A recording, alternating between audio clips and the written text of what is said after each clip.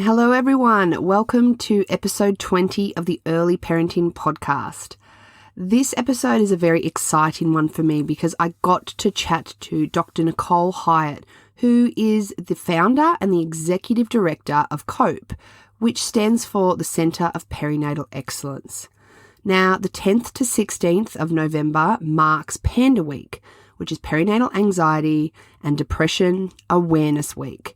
And it is all about what it says it is, raising awareness of what perinatal depression is, what it looks like, and how you can get help. And this interview covers all of that. If you or someone you know is struggling, I urge you to listen to this episode. It is jam-packed full of advice on looking out for depression and anxiety in the perinatal period. And it is going to be a fabulous resource for you. So I hope that you enjoy. Welcome to the Early Parenting Podcast, where we help you navigate the somewhat tricky world of parenthood so you can love the crap out of being a mum. I'm your host, Jen Butler, and I'm an early parenting consultant and a mama of two busy boys. Join me as I explore all things early parenting and deliver them to you in toddler-friendly, bite-sized lessons because, let's be honest, the toddler is probably smothering pseudo-cream on the wall as we speak. I'll be dropping my hottest tips on baby and toddler sleep, feeding, boobs, behaviour, and so much more. Are you ready to find your flow in motherhood? Let's dive in.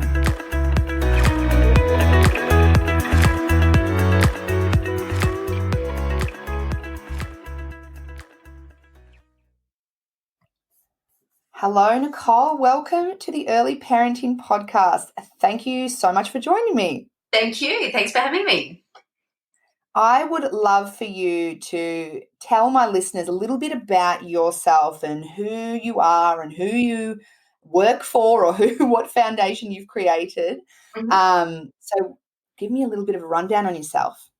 Okay, so my name's obviously Nicole, and I'm actually originally a Perth girl, but now live in Melbourne. I'm the mum of two kids, two young children, and also stepmother of two children, and stepmother of one and a half grandchildren. So there you go. Well, that's the modern family. Yeah. So, the grandchildren are in Ireland, so I don't have too much to do with them. But I've always been really passionate about women's health and women's mental health particularly. And so I've studied many moons ago, I did a doctorate in clinical psychology, specialising in treatments for postnatal depression. And after some time doing some market research and marketing and advertising in the marketing world, I then joined Beyond Blue, and I was the deputy CEO there for 13 and a half years. And I started at Beyond Blue when there was like 3 staff, and when I left there was like 120 or 130. So the organisation really grew, but I could see a real dedicated need for a specific focus on perinatal, so pre and postnatal mental health, because the context is so different to other times of life. We know that consumers see these challenges as different and unique. People even see things like depression, postnatal depression, as a completely different illness from depression at other times of life. So it was really important to me to really give it that dedicated focus. And Beyond Blue had also decided that the area was becoming too specialised. So it was really focusing on, we were getting into things like writing guidelines, writing training for health professionals. And that was sort of beyond the remit of Beyond Blue's work, because obviously they were doing the whole lifespan. So in 2013, with the support of Beyond Blue, I started COPE as a not-for-profit startup. And since that time, we've been really, going gangbusters at looking at addressing the gaps. So we're very keen to look at where things have fallen down or where the gaps are or where people are falling through the cracks. And particularly, I suppose, think about how we can use innovation to really address those gaps, to make sure we identify women early and men early who might be struggling, make sure they're empowered with the information that they need when they need it, and that the information is timely and relevant, and also making sure they have access to quality information and referral pathways. Because at the moment, let's face it, it's a bit of a potluck whether you get someone who really knows and understands perinatal mental health. And if you're struggling already, going from one person to another, trying to find the right person, it's just too much. So, these gaps, I suppose, really reflect our project areas and where we've dedicated our efforts for the past 6.5 years in different projects funded by the various governments.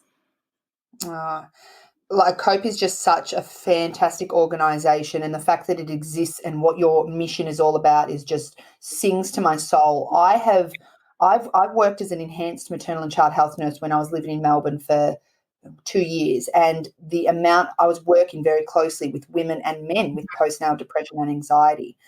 And what I saw was, as you said before, people like slipping through the gaps. One father comes to mind who was struggling, really, really struggling. And being a man, it is hard. Like, men are often worse at seeking help for mental health illness. Absolutely. And we worked with, I worked so hard, and this man eventually, this father of this young baby who was, having a lot of attachment issues with his new daughter because of his depression, he finally went to the GP, and the GP he openly identified what his issues were, and the GP said, "Oh, we'll test your vitamin D and we'll go from there." Mm-hmm. Which, I know the theory around why he's going with that vitamin, but do you think that man ever went back? Yeah, no. Like, exactly. You only get one chance. Needs weren't met, Yeah, absolutely. Look, and you only get one chance. And I think so often for fathers, they're so busy trying to support their partners. They're trying to be the strong one. They're trying to be the breadwinner quite often. And they feel like they have to hold it together.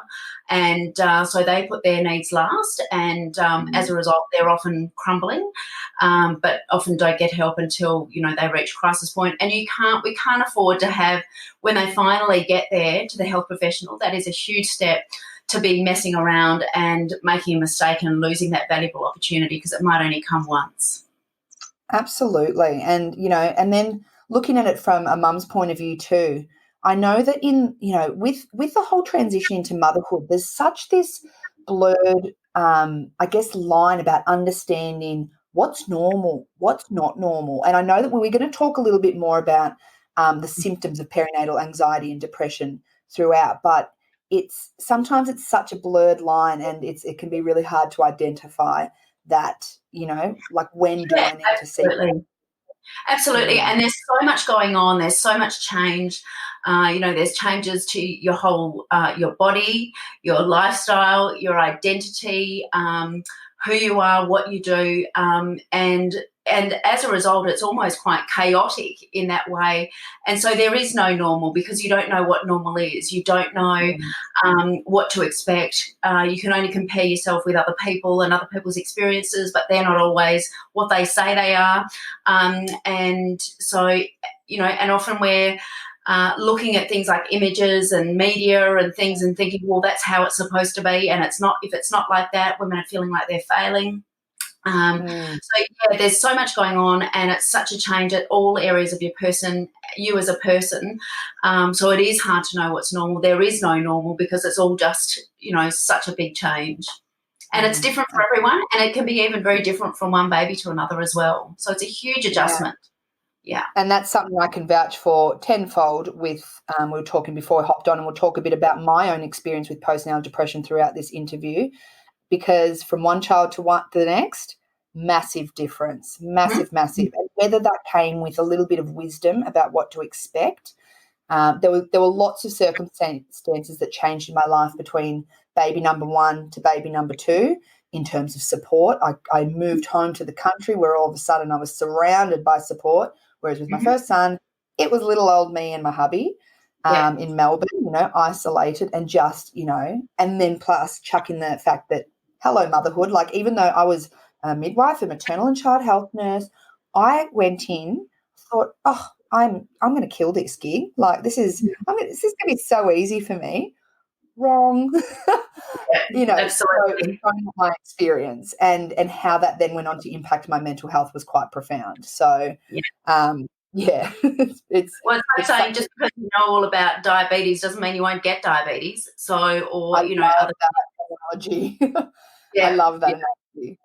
And like, in retrospect, really, if I looked at more into the type of personality that I am, that probably could have given me, a few indicators of perhaps what was to come. But, hindsight's a beautiful thing, isn't it? And that's why it's so great to have these conversations now, so that people can learn from our hindsight and our experiences, and also importantly just realise that they're not alone going through various challenges and struggles that might come along. Yeah, and something that I sometimes talk to my clients about, Nicole, and tell me what you think about this. I often talk about anxiety and depression as a bit of a continuum, as a bit of a, like a spectrum. That's, obviously there's times in our lives when perhaps we are at the high end of the spectrum where we really do need to be tapping into the resources, support, perhaps looking into medication, the different lifestyle changes that occur with having depression. And then there's other times when, perhaps you're not feeling at your best mentally. Like it is, I sort of say it is this continuum or spectrum. What's your thoughts about that? Oh, look, absolutely. Am I talking crap? Absolutely. And look, clinically, people even diagnose people with mild, moderate, or severe depression or anxiety. And just like you can have a mild headache, a bad headache, or a migraine, you can have different levels of disability coming from the illness itself. And obviously that impacts on the treatment that you have. So I suppose one of the most important things is recognising it as early as possible, because the faster you do get help, the faster you recover.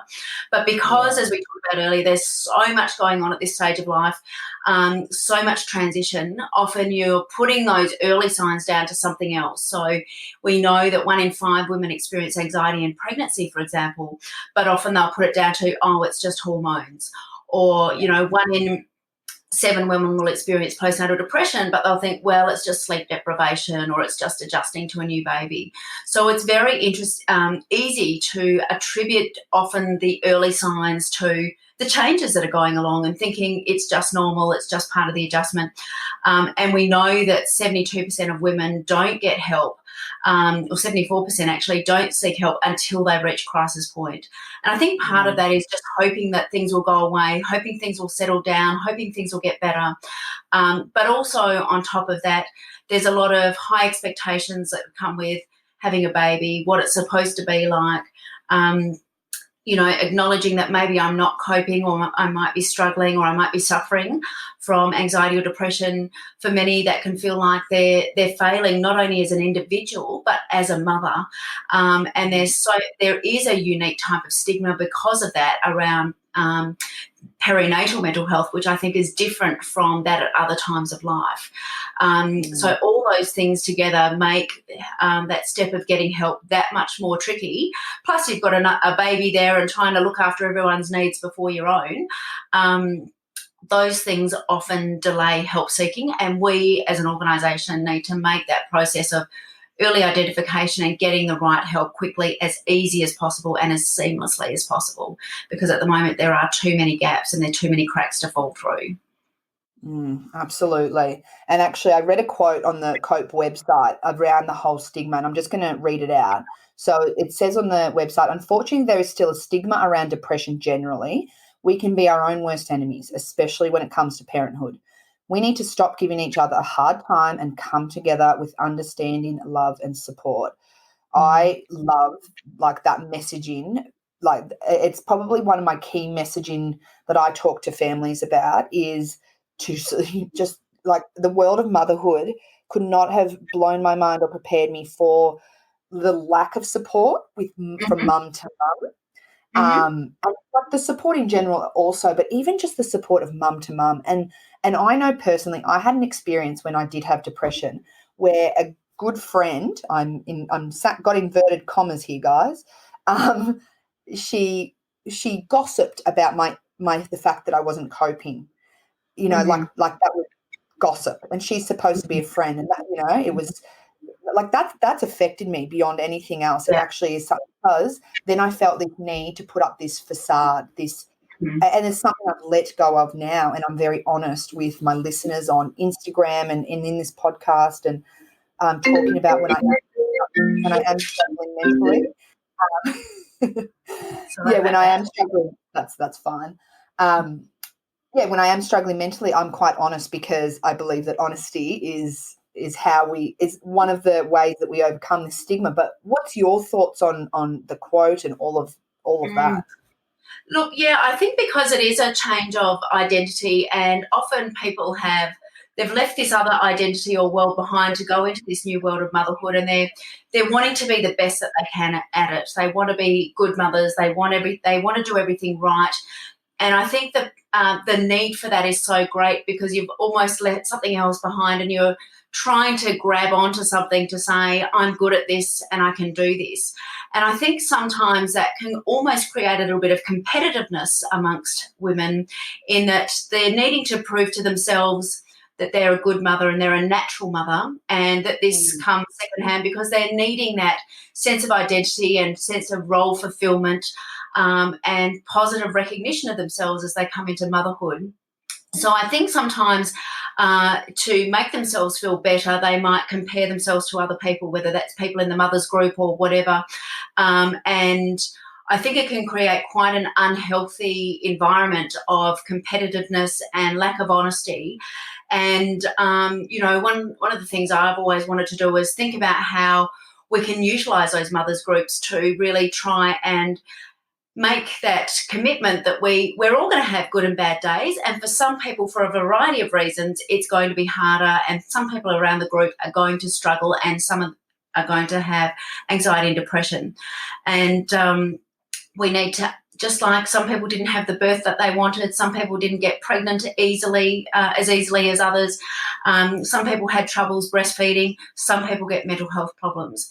But if we keep on up with this need to be proving to ourselves and proving to other people around us as we're sort of clutching for our new identity as mothers, I think that really can be very alienating for other people, and it doesn't encourage that environment of support and understanding and openness, if we're creating that sort of culture of, and it's often come from individuals themselves, I think, trying to prove to themselves and prove to other people, I'm a natural at this, or I'm really good at this, which is really isolating for others who might be struggling.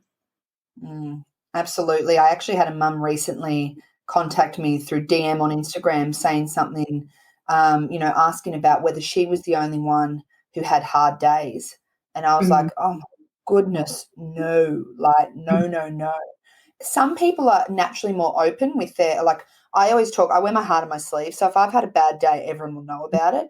But at least I air it out. I air out those experiences, and I feel it, whereas other people internalize, and we are all different in our coping ability. But then on the other hand, there definitely is, and I talk about this a lot. I think I'm talking about it a lot recently in another podcast episode I did with Amy Cox, who is talking around play. And it's all just about these images of what this perfect parenting life should be, and then the guilt that follows when, in the case with talking to Amy, we're talking about, oh, well, I don't do all this sensory play with my child, therefore I'm not being a good enough mum. And all of these things that we should do, social media, I love it for the connectivity. It's also probably one of the biggest precursors for where we're getting our expectations from. Absolutely, and I think I agree. I think social media has exacerbated the problem. I think there's a lot of people posting that everything is perfect. I know psychologists who have clients and they know the struggles that they're going through, but then look at their social media accounts and, or they've somehow come across them, and everything's perfect. So it is this need to feel that you're keeping up and keeping up with expectations, but that we're putting on ourselves, but also that are coming from the community. And that's why I think it's really interesting. There's a lot of influencers who have really struck a chord by just being open and honest. And it's refreshing, but also they are often scrutinised and criticised. So it can be a very, it can be a bit of a bitchy world out there. But it's really about we don't help ourselves as women when that happens. So I think we need to be, make that commitment that we're just going to be open and honest and understand that everyone has good days and bad days, and some people for all sorts of reasons will struggle more than others. That's just the way it is. That's life at the end of the day, isn't it? But we do need to make it easier. Yeah. Yeah, and that's actually something that we'll touch upon what depression actually looks like in a moment. But one thing I did want to ask you, Nicole, is what, like in your experience and in your, what you've seen with your clients, what makes one mum more vulnerable to perinatal anxiety and depression than another mum? Is there certain things going on in their life, attributes, etc.? Yeah. Well, certainly the most common risk factor is having a personal or family history of a mental health condition. So if you've personally experienced anxiety or depression in the past, you are more likely to relapse or have another experience around the time of having a baby, because there is that vulnerability there, and that might be caused from environmental factors, from the way you've learnt to deal with situations or your upbringing, or genetic factors. So often psychologists refer to this as the biopsychosocial model. There's biological factors, psychological factors, and social factors. And they will vary from one person to another, but certainly probably the strongest risk factor is having a personal history, or less so, but still importantly, a family history of a mental health condition. Other things then that we know impact are things like not having access to support. So you mentioned that earlier. When you had your first baby in Melbourne, you didn't have access to that support. Being in a relationship where you don't feel safe, so family violence, drug and alcohol, obviously they're major risk factors. Another risk factor is your own relationship with your own mother. So if you have not had a good relationship with your own mother, you would be more susceptible. And when you think about that, that's because when you become a mother for the first time particularly, there's no reference point. So you often naturally go back to your own childhood and reflect on that to try and understand or relate to that experience. And if that was a traumatic experience, or you don't have a good relationship with your mother, that can often bring up very sad or negative or grief feelings. So that can put you at greater vulnerability. Also, if you've been abused as a child or at other times in your life, so that might be physical abuse or sexual abuse. We know the whole experience of pregnancy, examinations and birth can be leave us feeling very physically vulnerable. So people who've had a history of abuse, this can be a very challenging time, and also place them at greater risk of depression as well. So those are the most common risk factors. And because we know that they're risk factors, we now screen women not only using the Edinburgh scale to look at the presence of symptoms of anxiety and depression, but we also do this psychosocial risk questionnaire, which looks at these questions to identify whether you may be at risk. So you may or may not be experiencing symptoms at the time, but you may be at risk because of these other factors in your upbringing or your life or your genetics. So that sort of flags to the health professional that, you seem to might be okay now, but you are at risk, so to keep an eye on you. And that's also important and powerful for you to know as an individual, whether you are at risk and what to look out for, and understanding why you're at risk and what you can do about that to put in preventative strategies in place too. So we talk about, for example, building, thinking, but in pregnancy, thinking early about the importance of social support, looking at your support networks, being proactive about building your village too, because that is so important as a preventative measure. But often people don't know about any of these factors, so just sort of go into it blindly and think, well, I hope everything's okay, with all that pressure and expectations as well. So it's really empowering people, and that's what, we have the Ready to Cope guide to pregnancy and early parenthood that people can sign up to receive a free fortnightly email guide, really addressing these factors, to give you insights and preventative strategies, but also helping you identify if maybe you are struggling, and when is it time to get help, what does help look like, what types of treatment are effective, what's safe, and really just guiding people through that journey into the unknown. And we've found from that it's the guide is making women feel less alone, making them feel that realise that other people have common struggles and that they're not alone. And importantly, for those 20 to 25% of women who did experience anxiety and depression, very importantly, they said that Ready to Cope was very important in terms of helping them identify and get treatment early. So this is an example of one of our programs and one of our offerings that's freely available to all pregnant men and women now, and we'd encourage people to sign up for that just so that they're empowered with that information and realise that they're not alone on their journey and that there's help available for the range of different things that they might come across that they might not have expected. I love that, and it sounds like it's sort of delivered in bite-sized little bits and pieces too, which is so. That's what the whole thing around. Other than my interviews, that's what my whole thing around this podcast is. Families and parents have short amounts of time, but they want to consume this information. They want to know. Yeah. But when you get sent something that's like 100 pages long, you're like, I just won't touch that at all. But I'll make sure I'll link to all of those details in the show notes too, so that Fantastic.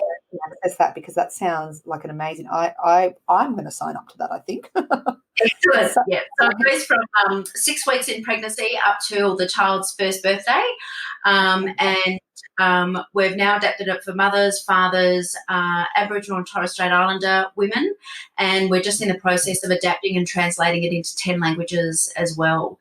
So it's really that's all supported by the Commonwealth Government, and the men's version is supported by the Victorian Government, but they're free resources, and really we can see that they're really having an impact on addressing those gaps in information, because it is timely and bite-sized and relevant. That's what women are saying. It's so great to get something in the inbox which is relevant to exactly the stage that I'm at, rather than this big booklet which I think, well, that's not going to be relevant to me, or it's not applicable to me right now. That's right. And like working as a maternal and child health nurse, some of the resources, they hand out at all the key age stage resources, amazing resources in there, but it's, big white envelope full of bits and pieces. Yeah. And I would love to do a poll of how many mums are actually going through and reading all of those things. Like, amazing information in there, but it's just that sort of thrown at you and not, delivered in a way that's actually like, I can cope with looking at this information. So that's such a, I'll make sure to link to that. That sounds like an amazing resource.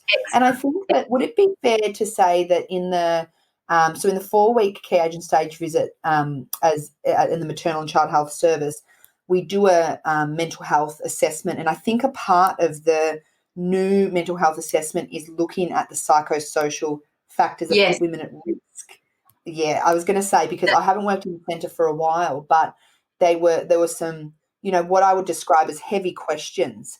But what they are, and I think this might be really good for mums to hear, is that those, I'm saying in inverted commas, heavy questions is about determining your vulnerability. And so while they can whack you in the face a little bit and be like, oh, hi, I'm your maternal and child health nurse. Here's these questions. But I love what you said. You said empowering yourself about knowing whether you fall into that at-risk category. That knowledge is power, I think. Yeah.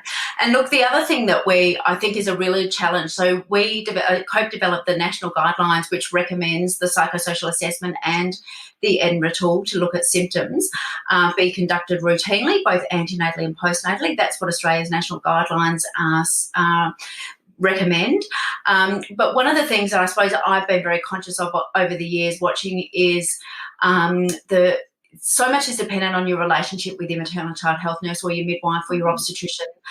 There's so much fear often of judgment or how the information will be taken or used. So we've really spent our first 5 years at COPE developing a iCope digital screening platform, and this has been rolled out in maternal and child health nurses in a number of places across Victoria and parenting centres in New South Wales, and we're really exciting. The federal government is just funded us to put this into every public maternity hospital in Australia beginning next year. So this means that women and men can now be asked these questions about their risk and symptoms privately on an iPad, and instantly they receive their own tailored copy of their result. The health professional receives a clinical report which guides them about what to do next and what the scores and things mean. But importantly for the women, getting their own report, and for men in their own language, because it's available in 13 languages, just gives them that information and links to further information, but it's all about them and the report is about them. Whereas at the moment, when you're doing a questionnaire in front of the health professional being asked questions, it can be very confronting. Women are worried about having their baby removed if they do disclose that they're not coping. Women often talk about the fear of, or that they feel that they're being judged by their health professional at the time of answering. So all these things don't encourage disclosure at the time of screening. So we're doing all this work and policy change and financial investment to screen women, but if we're doing it in a way that doesn't make them comfortable, it's a waste of time. And that's really why we've developed the iCope screening platform. So women do it on their own in the waiting room. It's very private. They know they're getting a report back. The information they get back is as good as that they put in.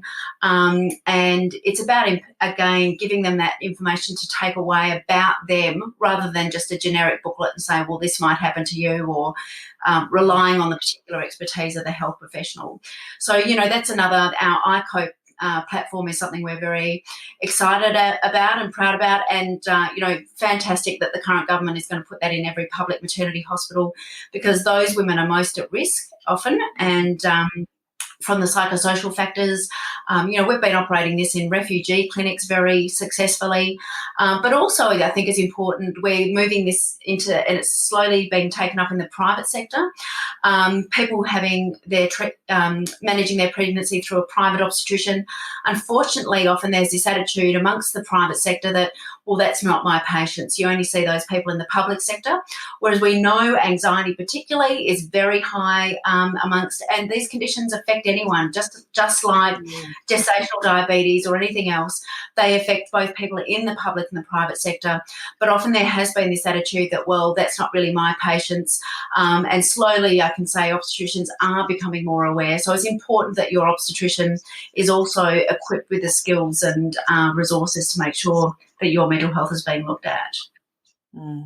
Gosh, that I actually remember attending a professional development event now talking about iCope, and it just reminded me of everything I know. It was like that. It literally gives me goosebumps at how powerful of a tool that will be, because you're so right in that women want to do some of these things privately, and a personalised result in all of this, like what a fantastic tool to be able to help women and men to see where they sit on this, where are the risk factors, because it's better off knowing where you are and to be prepared. Like, I think that if I had done something like that, going back to what we were talking about before with the risk factors, I had a past history of anxiety when I was in university.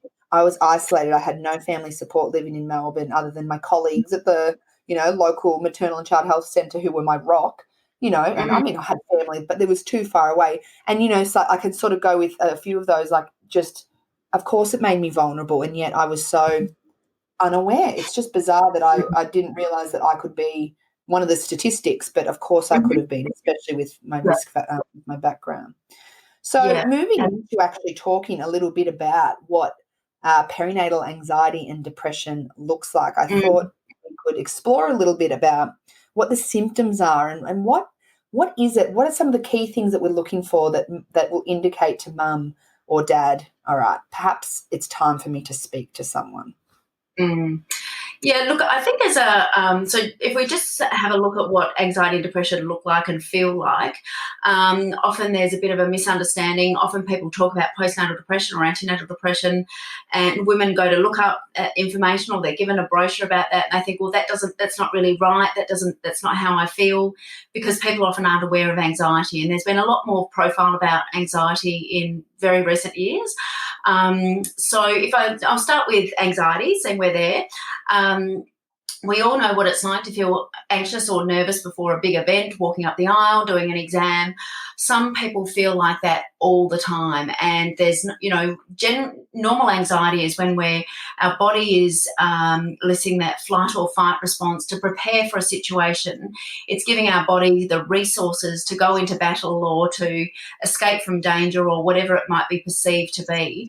And with an anxiety disorder, often that perceived threat is not really realistic. So people start attributing things to being more fear-provoking or scary or than they really are in reality, because anxiety, when you're experiencing these symptoms, they can be so overwhelming and so powerful that then they can take over the way that you think about it. So you think, well, something terrible must be happening, so you attribute those feelings to whatever it might be. So you start what we call overestimating or thinking or catastrophizing. We think things are worse than they, or more likely to go wrong than they actually are. We think things are going to be worse than they actually are going to be, because we're trying to put those feelings into a context, and that can then start to distort our thinking. And of course, when our thinking's distorted, then it reinforces the feelings. So this is where the cycle of anxiety can be really overwhelming. It's absolutely exhausting. It can take over your daily functioning and your ability. And in the perinatal context, because it is such an unknown time, there is so much uncertainty. We can see why it's a vulnerable time. And people will often start attributing those anxious thoughts and feelings to specific things. It might be safety around the baby. It might be cleanliness and hygiene, that something terrible is going to happen if I don't keep everything amazingly clean. It's these sort of thoughts that relate to and people can become very overprotective and get themselves into all sorts of rituals and belief systems, which can be very confining then, and really start to take over their life, because they can't function or they can't enjoy the baby, because there's always this ongoing fear that something terrible is going to happen.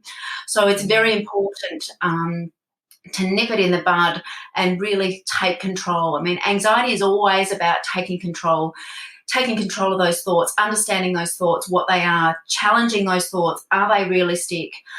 Is that really going to happen? And by doing that, you can also address the physical symptoms. So things like breathing retraining, relaxation, meditation, but also by addressing the thoughts and the feelings and getting them under control, you can then take back your control and get back what anxiety can take from you. So that's sort of essentially, the psychological treatments we call cognitive behaviour therapy, for example, which we know can be very effective. For some people, anxiety is just absolutely overwhelming. They can't even engage in that cognitive therapy, or because the symptoms are so overwhelming. And so in those cases, we would recommend starting with a medication as a first-line treatment to get the symptoms under control, and then be able to start managing the thoughts and slowly all about taking control. So there are, this is where the guidelines is important. It's very important that we as health professionals know what with confidence we can recommend in terms of treatments. First-line treatment would be psychological treatments. The next line treatment would be medical treatments, and there we know that some antidepressant medications are effective for anxiety as well as depression, and there are groups of medications that are safe to use in pregnancy and when breastfeeding. So this is why it's so important that we do have national guidelines, so we can feel confident. Health professionals can be confident in their prescribing or their recommending treatments, and patients can be confident that the treatment they're getting is safe and effective. Often women think, well, I'm not going to take medication because that's going to have a negative impact. I've got to try and stay off medication. I've got to come off my medication. And that's certainly not always the case. In fact, we know that cortisol is produced in the body when we do have high levels of anxiety and depression. So it's keeping that at bay as well. It's really weighing that up. And but unfortunately, again, I've got to do it all and I've got to be perfect at it all and do it naturally and do everything naturally. It isn't always the best, and it's really important to talk to health professionals and just know what treatments are safe and effective. So that's really a little snapshot of anxiety. And as I said, it's very common. 1 in 5 women will experience anxiety in pregnancy. 1 in 5 will experience anxiety postnatally. So getting it early is imperative. Yeah. And then there's depression, which so lots of anxiety and agitation comes with that, whereas depression is often feeling flat, sad or down, not getting interest or pleasure out of anything. Some people describe feeling very angry and irritable, and as part of depression. You're not able to get enjoyment out of things. And sometimes it just feels like, well, nothing's worth it. It's such an effort to get out of bed. It's such an effort to get through the day. You've got no energy, no interest. You might eat a lot more and have increased appetite, or lose appetite and lose weight.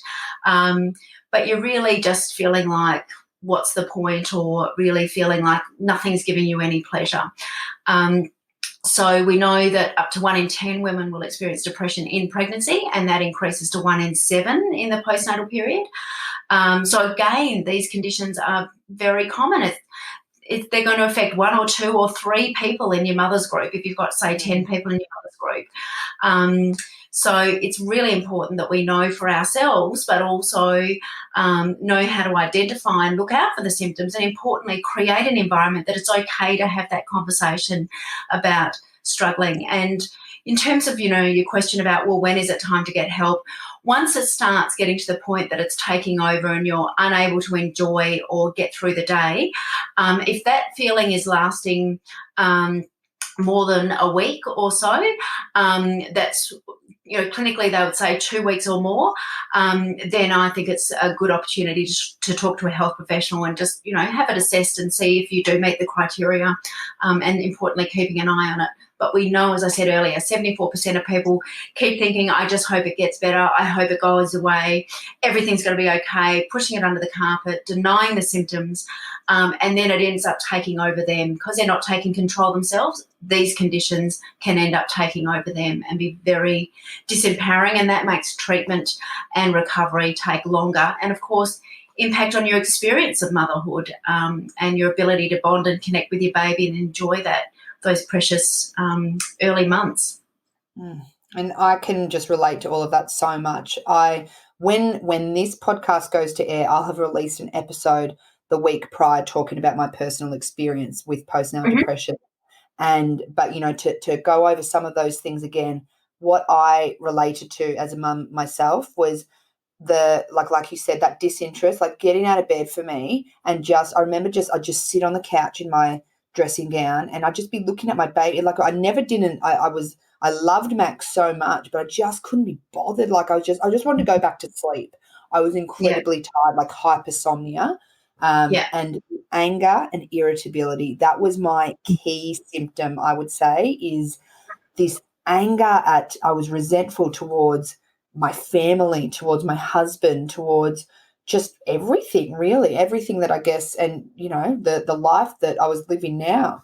And that was a huge symptom for me. And so I think that understanding that it's not, I think I didn't cry a lot. Like it's not like I wasn't crying a lot, but I was just flat. That's how I would just describe it. I was sort of, just this, and I'm a lively person, but the thing that was interesting too is when I was out and about, and I guess this is where my personality type is, that I am extroverted. So I did enjoy, I wasn't putting on a facade.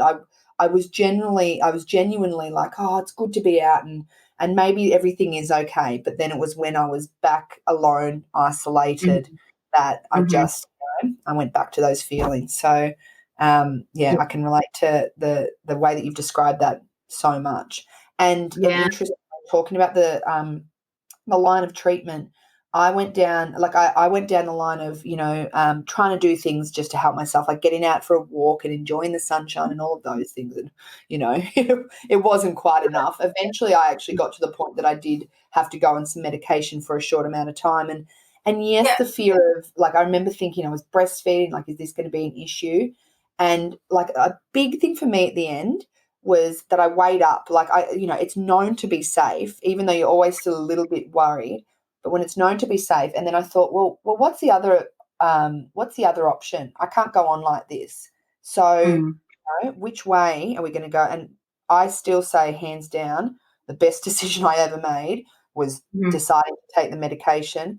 I know that antidepressants don't work like this, but I say that I remember the day that it kicked in, and I'm sure it did. Like, I'm sure I was starting to feel better, but there was this one day and I got out of bed and Jen was back. I was going to go and cook. I was going to like make some purees for Max, and I was on the Thermomix all day, and I was out doing stuff, and I was like, oh, praise the Lord. And from that point, I enjoyed motherhood, give or take 50 days.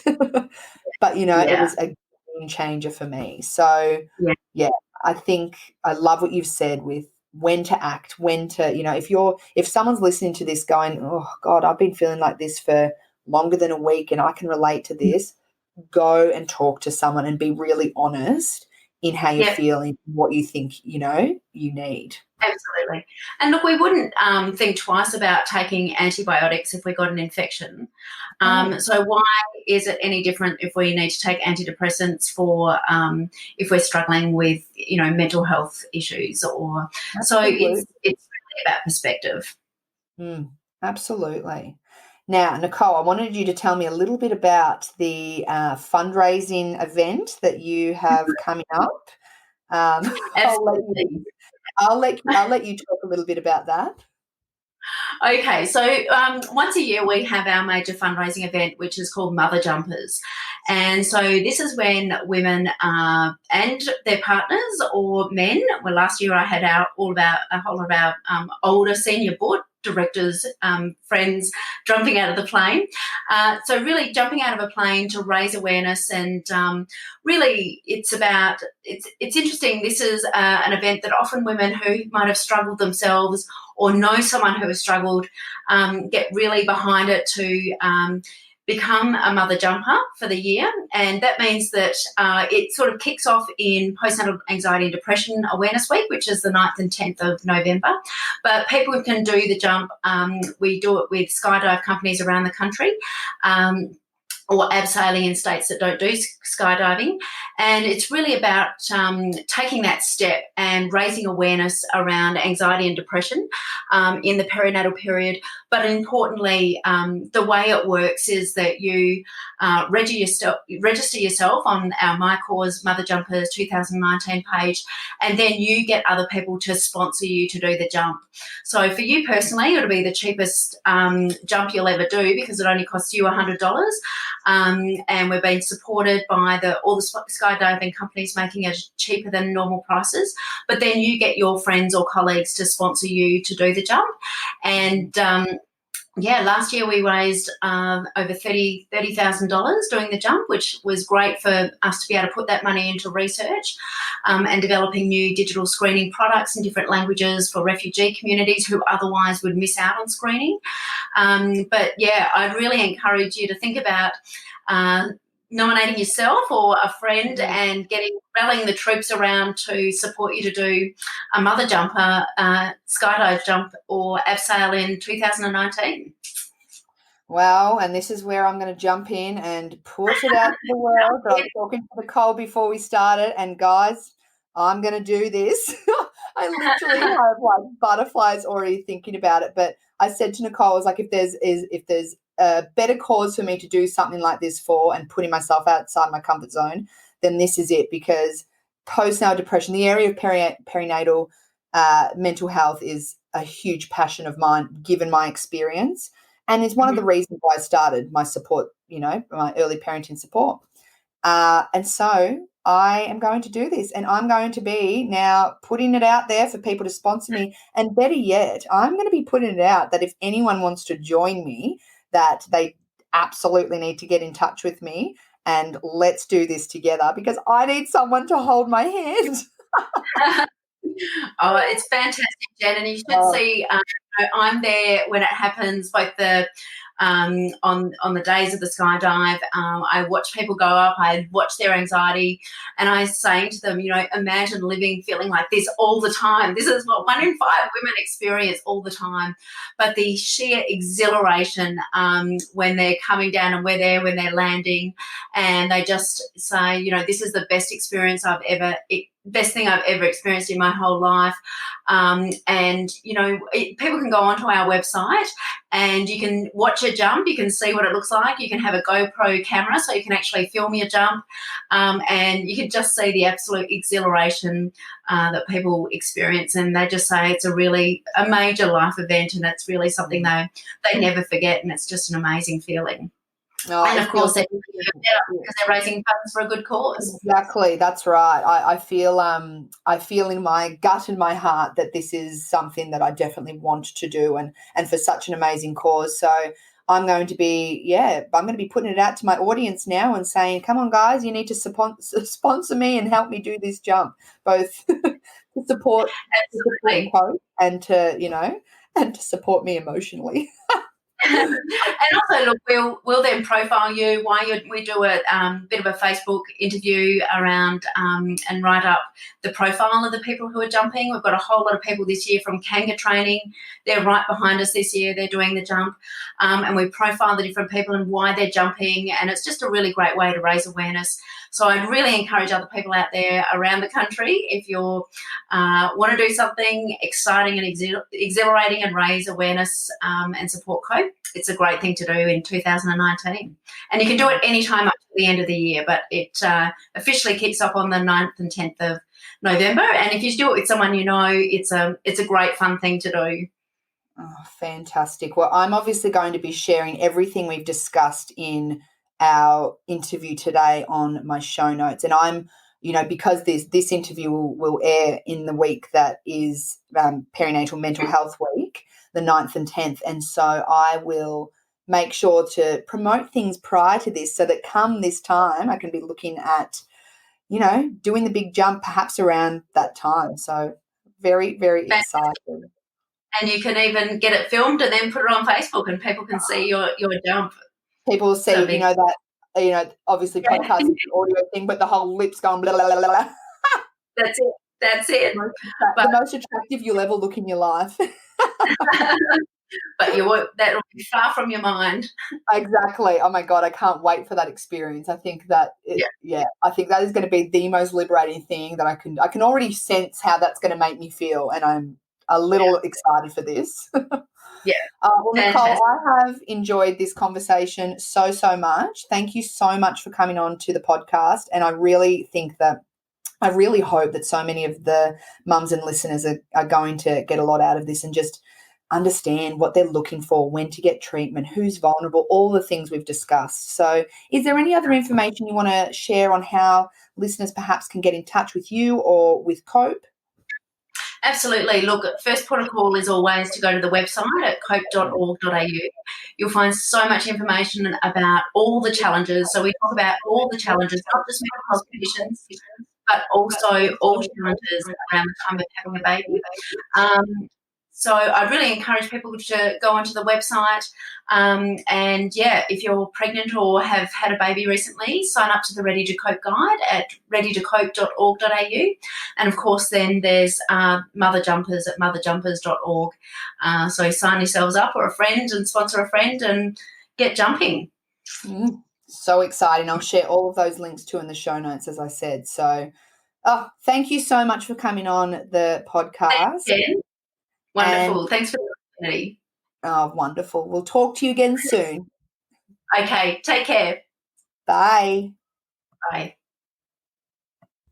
Thank you so much for joining me in today's episode, guys. I hope that you enjoyed it. If you did, please head on over to your podcast streaming app, whether that's Apple or Spotify, and leave me a review. I want this podcast to get to as many ears as possible so that other mums who might be having the same questions as you can find a little bit of information to help their parenting journey along.